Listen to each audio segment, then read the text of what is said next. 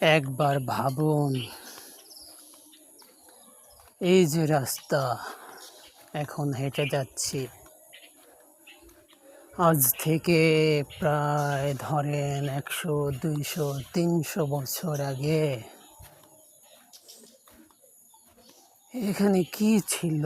এখানেও মানুষ ছিল, তারা আজ কেউই নাই। ভাবেন, তখনও সমাজ দিন চলছে, তখনও পোকামাকড়, জীবজন্তু সবই ছিল।